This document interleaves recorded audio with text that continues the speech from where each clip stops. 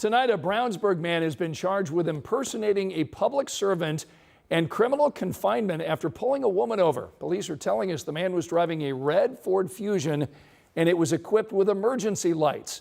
Our Chase Howell looked into this man's background and learned he's done this before.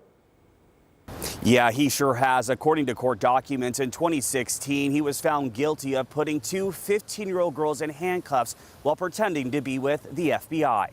A trip to Costco ended in a woman nearly being followed home by who she thought was an undercover police officer. Court documents say Blake Ayers tailgated the woman for several miles until he began flashing his fake emergency lights. Once he got her to pull over, he came up to her window and identified himself as an Indianapolis firefighter. He's then accused of saying that he had the authority to pull her over and issue citations. People like that obviously give us a bad name. Sergeant John Perrine works with Indiana State Police. While he can't speak specifically to this incident, he says the only people who can write you a ticket are those with law enforcement.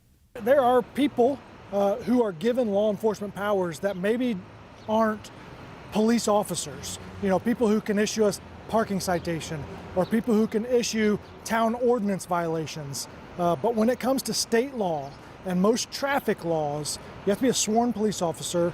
The court documents say the woman asked Ayers to see his badge, in which he shows one around his waistband with the initials AIS. Brownsburg police would later learn he works for the Indianapolis Airport Authority.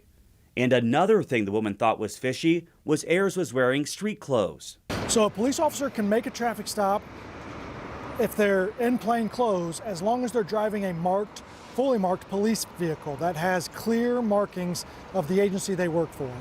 If a police officer is in an unmarked car and in plain clothes, they are not permitted to do a traffic stop unless a serious crime has been committed. And if you feel like you're going to be pulled over by someone faking to be a member of law enforcement, Sergeant Perrine says to pull over and call 911.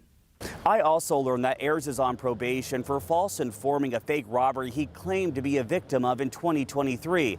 Now, if he's an Indianapolis firefighter or not, I'm told he's not. Reporting here in Brownsburg, Chase Howell, 13 News.